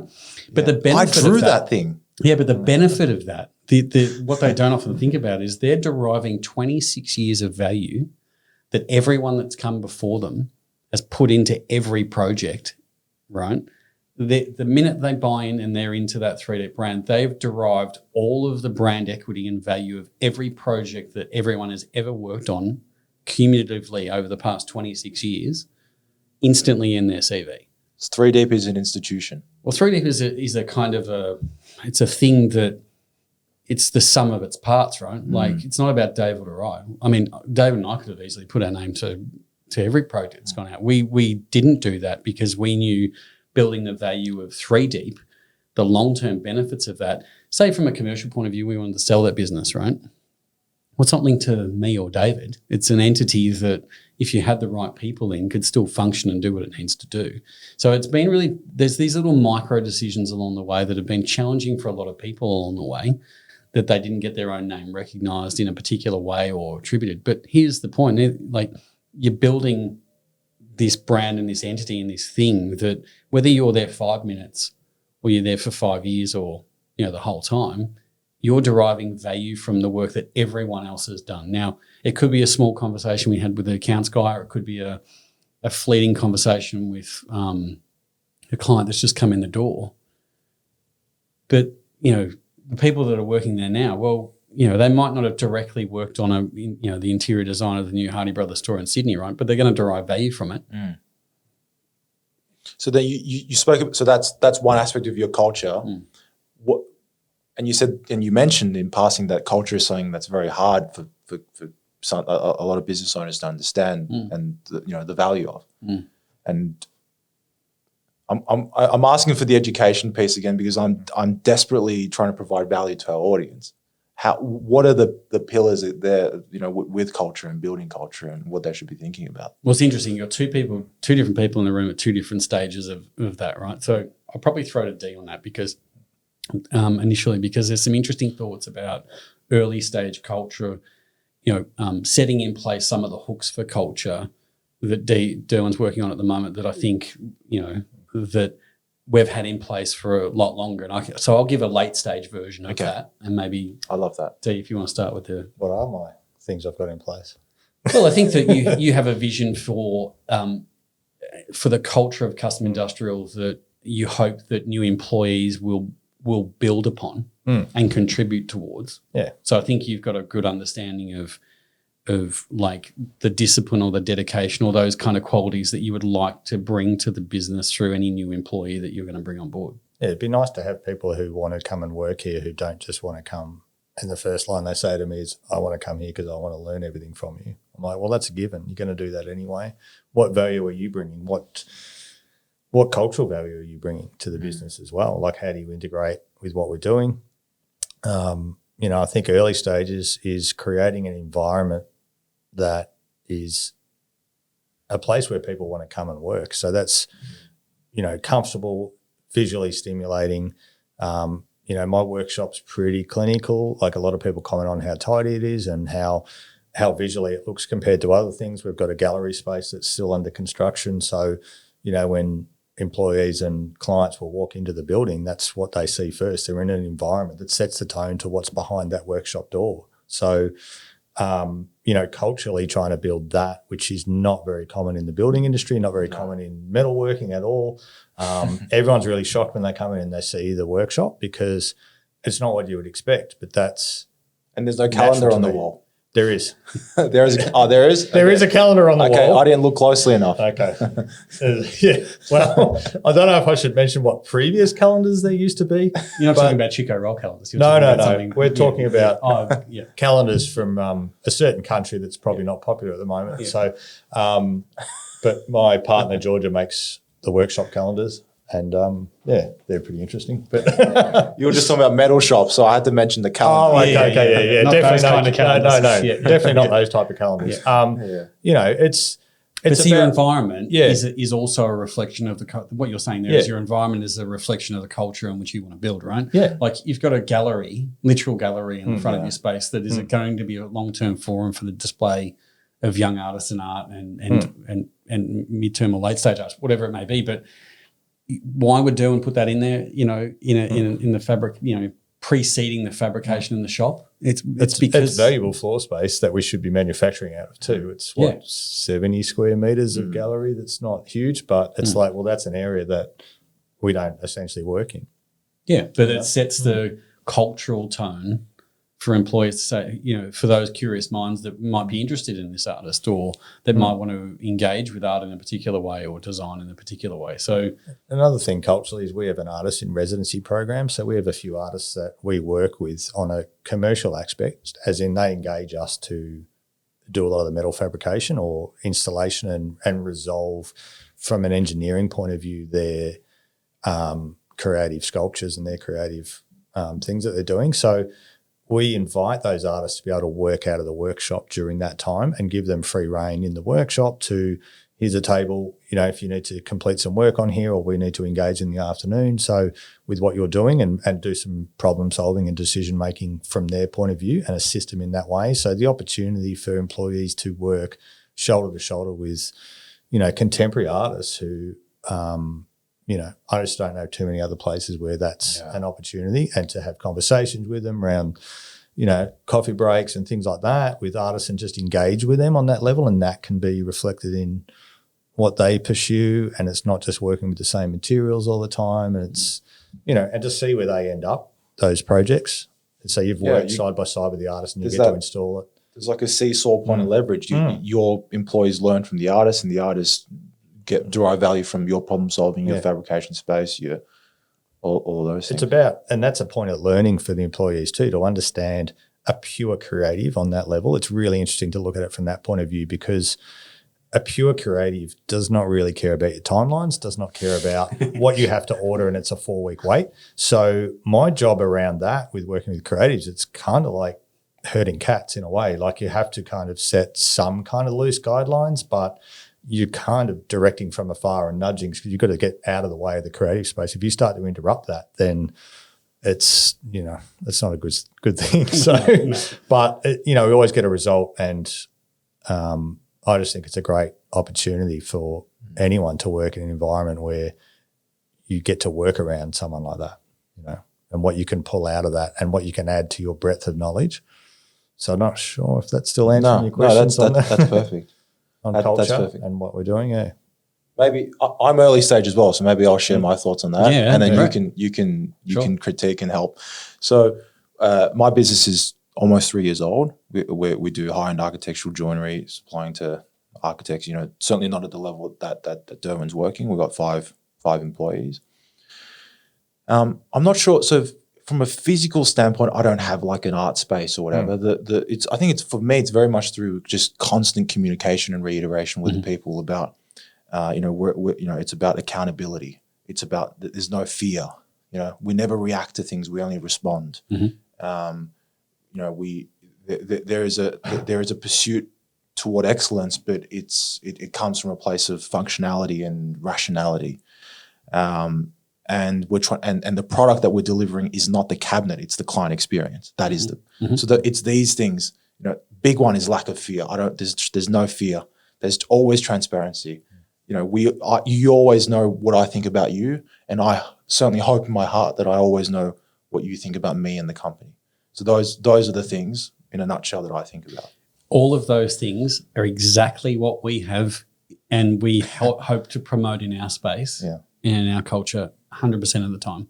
So the fact that we can help, David, my job is to help suspend some of the oppressive nature of everyday reality of having to do things, and actually allow them a space and a culture in which they can flourish without fear, without limit, is a really big component of our studio. So in whatever we're doing, I'm not burdening our creative employees with cost. Like the 20 hours thing you were talking about. Yeah, it just doesn't happen, right? So they don't have to, and all our creatives don't have to deal with clients, right? So we've got account service, right? That actually is a buffer between the conversation and the pragmatic conversations and functional conversations that have to happen, about landscape, budget, timing, blah, blah, blah, right?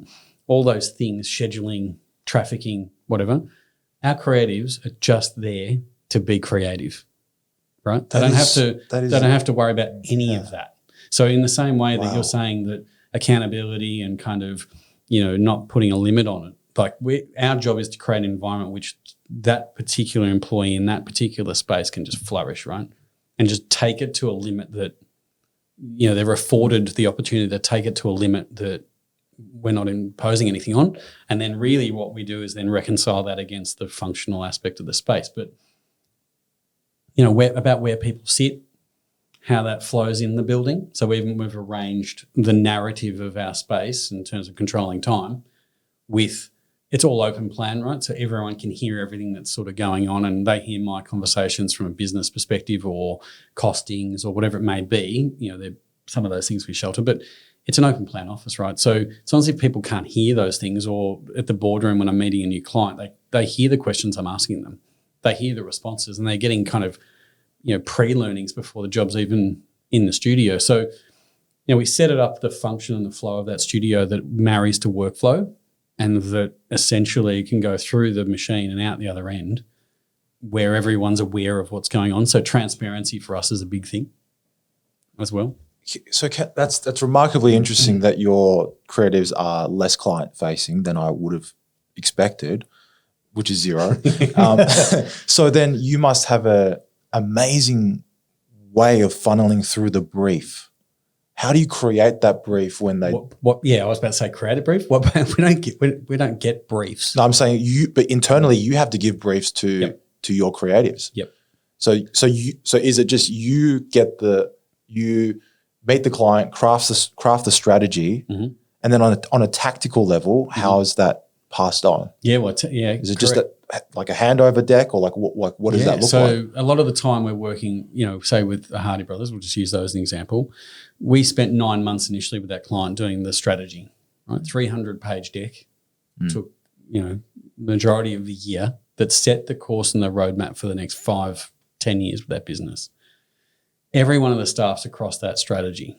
They know all of the individual components, whether you're in creative, account service, production, strategy, whatever department you're in, where that client, the aspiration and the vision for where that client's going intangibly, just whether it all relates to you or not, you're expected to understand what it means and the potential impact it might have on your work.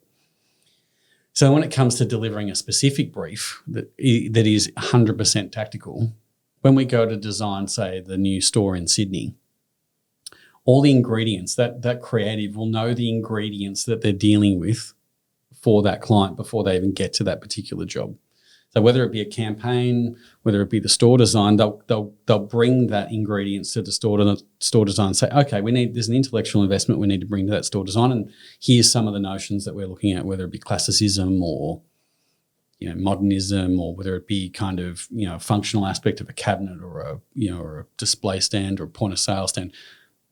We need, and it's really high touch, high intensity for the leaders or the executive of that business to be able to deliver the tactical brief to them. But they've got an inherent knowledge before they even get to that we make sure that everyone's across. Yeah. So that when they pick up a new brief, they know the DNA of that client. They know the long-term vision. They know how it's contributing towards the bigger picture.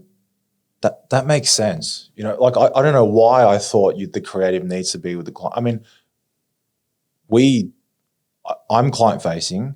I understand what the client wants. We produce shop drawings, and that is the brief. That is everyone just build off the drawings, and that is so much more efficient and the right way to do it compared to having your tradesman call the architect and say, "How do you want this done?" I guess we've just got to a point where that over the years we've had a structure that's allowed us to do that with multiple account service and all that sort of stuff, but. I just think it's always been there. I think that we need to, there's certain skills that creatives have that we don't want to burden them with other things that subjugate that skill. If you're thinking about the purity of the creative's mind. Yeah. They have to traverse, they've got enough to deal with, right? They have to, they'll 1 minute have to be looking at doing, working on an e-commerce website for that client. Then the next thing they're working on the interior, and the next thing they're working on a campaign, right?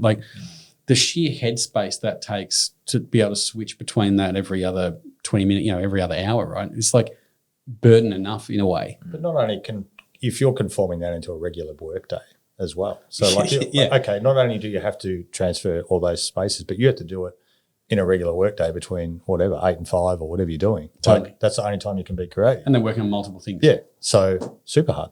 Yeah. And do they really need to worry about how we program the hours on a particular job, or what the client's saying to us behind the scenes that, if they don't like something if I'm not buffering that and fighting on their behalf and actually advocating and presenting that, because we even present all the creative on behalf of the creatives, right? If I don't know all that and not advocating on their behalf, sometimes if that sort of goes through to them, it might affect them in a really negative way that might skew a particular job, right? So we just don't burden people with unnecessarily things that might impact on their core skill. Yeah. And that's just something that we've that sounds like it'd be so freeing for the creatives as well. Yeah, harder for other aspects of the business, but means that. But I think it comes back to the transparency. Like, even if they're not working on a client, then everyone in the office is expected to know what that client is, where they're going, and what they stand for, and that makes the resulting conversations and the cumulative dialogue about that client build over time, and the knowledge that they gain over time just be that much deeper and richer, whether they do one thing for that client or do 100 things. But essentially that's what your clients are paying you to do, is use this collective engine to, I think so, to create strategy and work. Yeah, I think so. That's incredible. Yeah. Yeah. I don't know why I thought that your designer has to be client facing. Yeah, that doesn't. In the early day, I mean, when it was Dave and I, it was. When there was two of us out of college, it was like you had to do everything, right? Yeah. But I think then, even in the early days for our business, I had to distinguish between roles. Yeah. Right? Because you all doing the same thing for everyone isn't the most efficient way of doing it sometimes. Yeah. So just collectively over the years, we've just developed our own narrative of how to deal with that, and all the little systems that every person needs to do their job, and how it works as a crazy little ecosystem. But just for us, that's how it works. Other studios, but also to not put the restraints of you've got 20 hours to do this onto their creative, to not put that pressure on them, to allow them to do it in 40 or 60 hours. You've got to be so efficient in other areas to counteract that. So you've got to keep on your time all the time, which is why even in the workshop, I'll always explain that, like, here's the whole job. Let's break it down into all its components, or whatever that job is. And where all the known stuff is, because we do so much creative stuff and so much prototyping and one-off stuff that we have to spend time developing that, and that's like a creative space. So I can't put a time restraint on that component of the job, but in other areas where like, okay, we just have to weld this and grind that or whatever, like go as hard as you can in that, because that's where you're going to give yourself the time to allow the time in the other areas. So it's always that they're pulling against each other all the time. And it's kind of similar with what you're saying. Yeah, look, deadline, and we got deadlines, right? Yeah. Like at the end of the day, you still got to deliver by a certain time. So it's not as if we're hedonistic in the allocation of our time, because we're all business people. We still need to make money in that environment. But I think that there isn't such a formal transactional nature to each component that I've witnessed in other studios through other friends that have worked in other spaces, right, where they're literally given a landscape that marries to the number that's been given to the client. Yeah, you're doing it in a much more sophisticated way. Yeah. It limits the end result by doing that. Well, it does whatever it does, but I think that it's just not something that reconciles well with how we go about doing the work. Even if we wanted to, we probably couldn't. We're not built that way. Yeah. That's something that I'm really going to think about because the way I run the workshop is very like everything has, like we have times against everything. And obviously we can't, it's impossible. Everyone does, right? It's impossible to have an estimate that's even relatively accurate doing the kind of stuff that you do or that's I the do. most common question I get. How do you quote for that? Yeah, it's I'll probably lose on every job, but there's a part of that lost in everything. But at the end of the day, as long as it's not reflective in the end outcome, then there's the magic. You just can't focus on that. Yeah, exactly. Yeah. I have another selfish question. So I've been head down doing a lot of research in NFTs for the last year. In the world of luxury consumer behavior, access, being part of communities, exclusivity, and having that be able to be traced on a public ledger. Is that something that you guys are exploring and thinking about? Our clients are. We have only so much bandwidth, but I think there's interesting.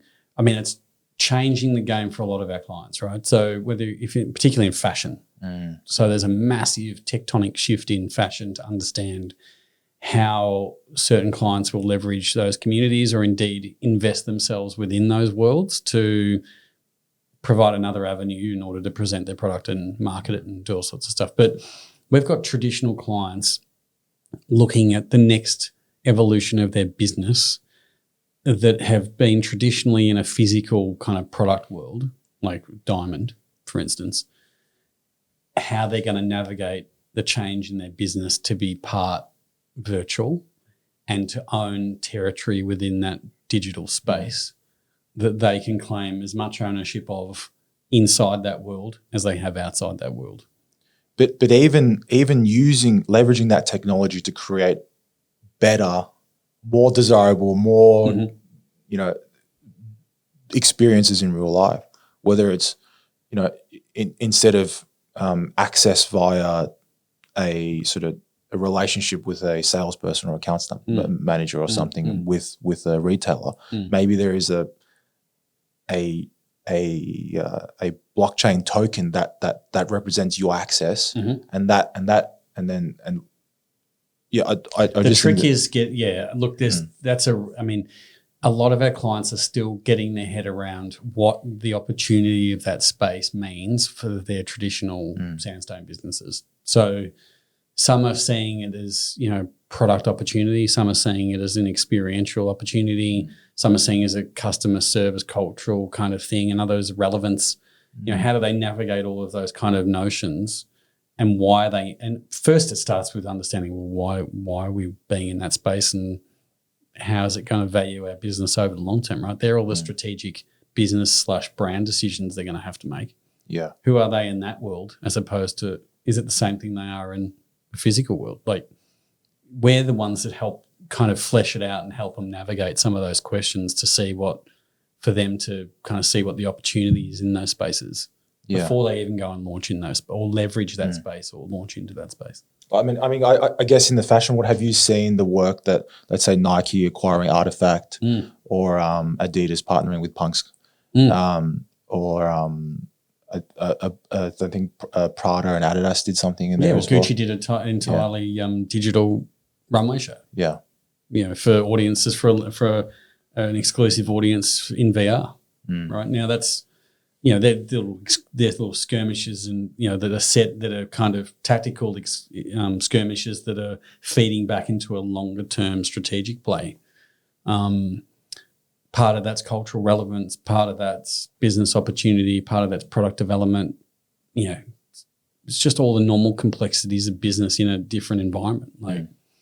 So I think that cultural relevance shouldn't be underestimated. Yeah, because there's a tectonic generational change.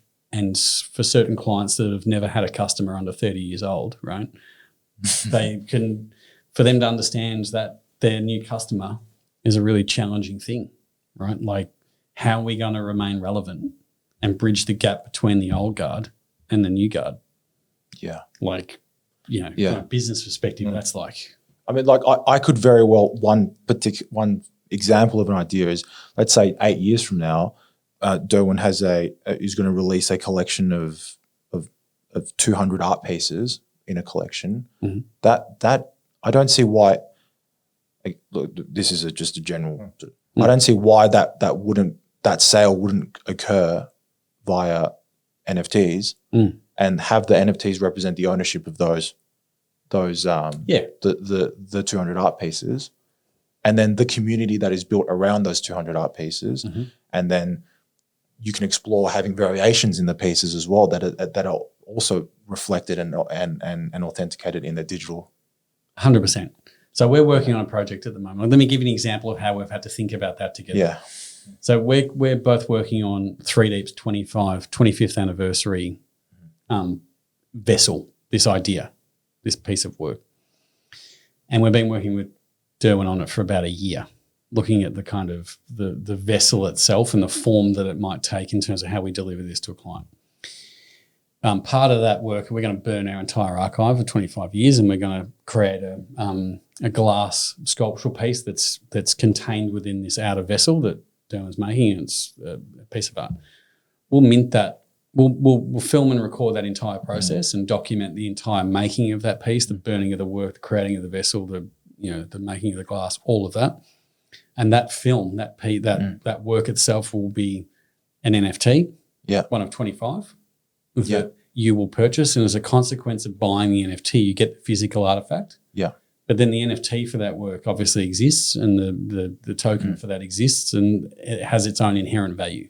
And random, this is not what you're doing, but and that NFT gives you access to a 3-hour consult with, for instance, with you. Yeah, for instance, could do that, right? And that can be sold onto someone else.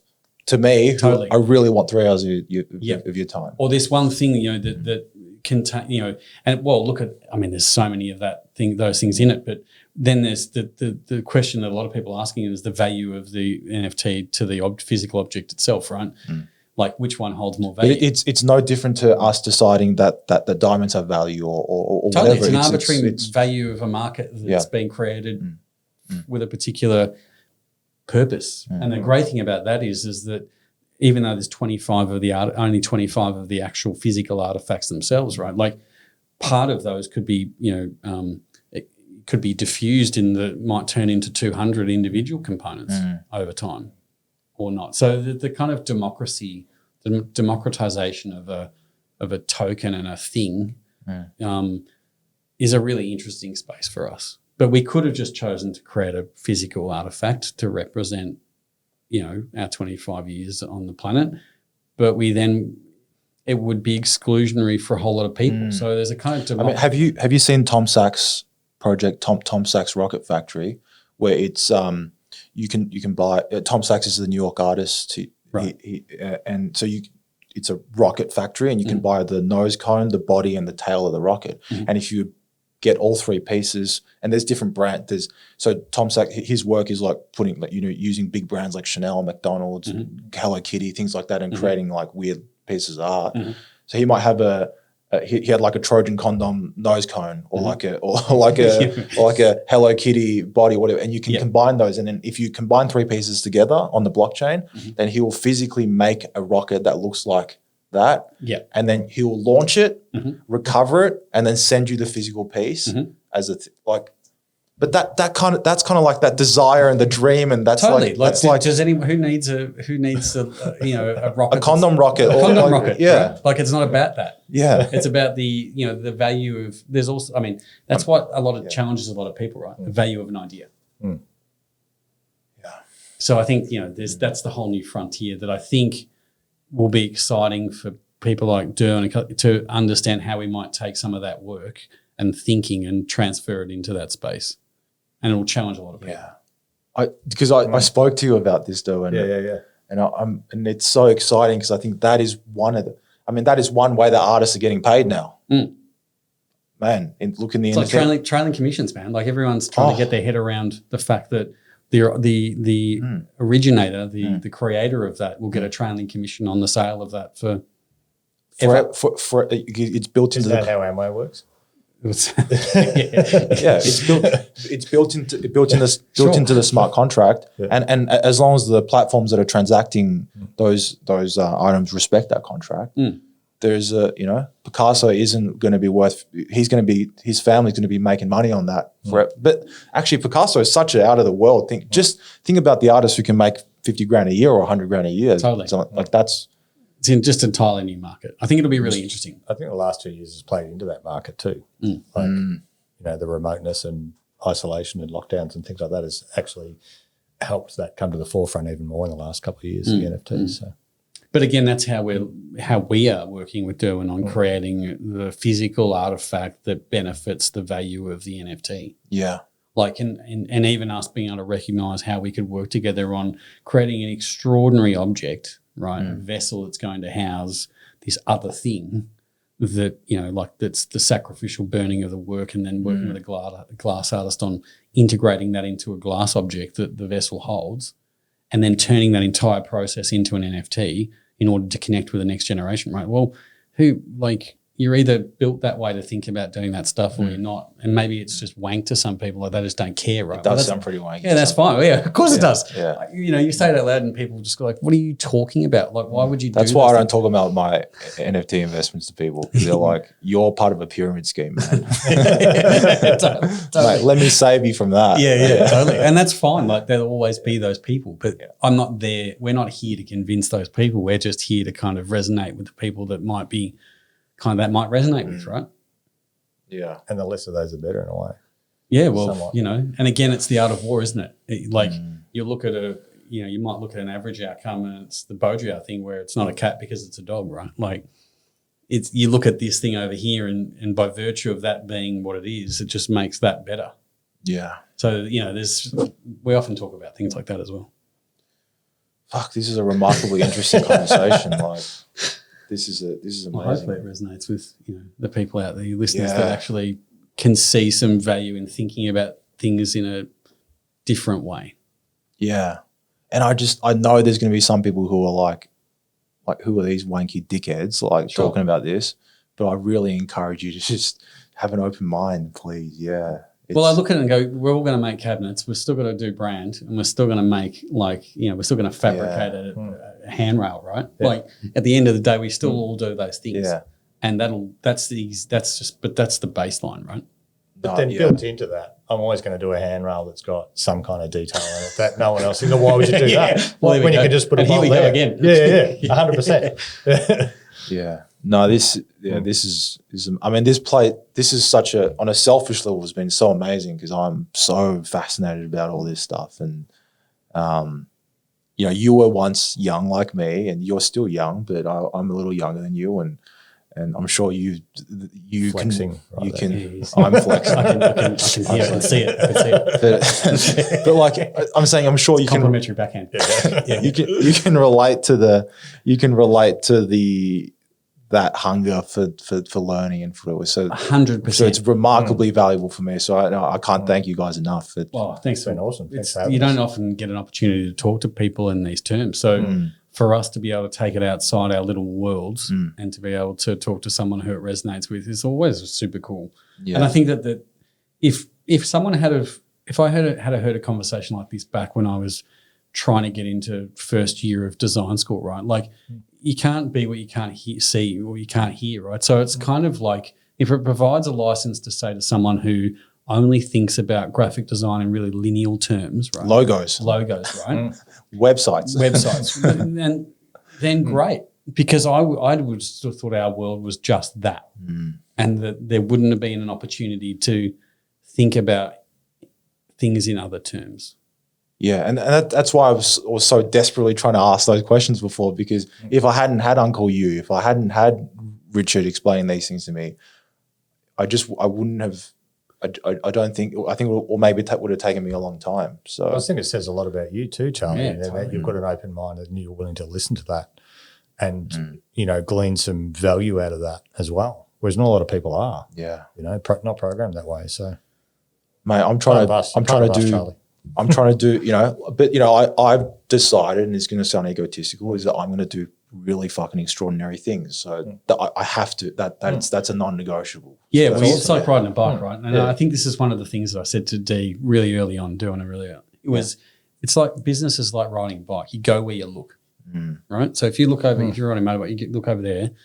If that's what you're interested in, that's where you'll go, right? So I think it's the more of those points that you can illustrate to people in terms of different opportunities, then the more likely they are to look in that direction and make a commitment to going that way.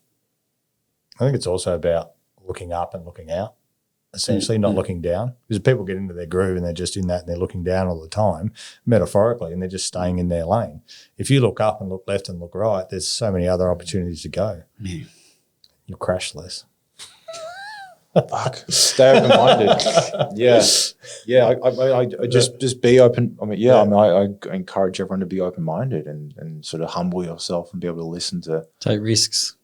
Look at it. Think about what the possibilities are. Yeah. Don't settle for what you have to be doing all the time.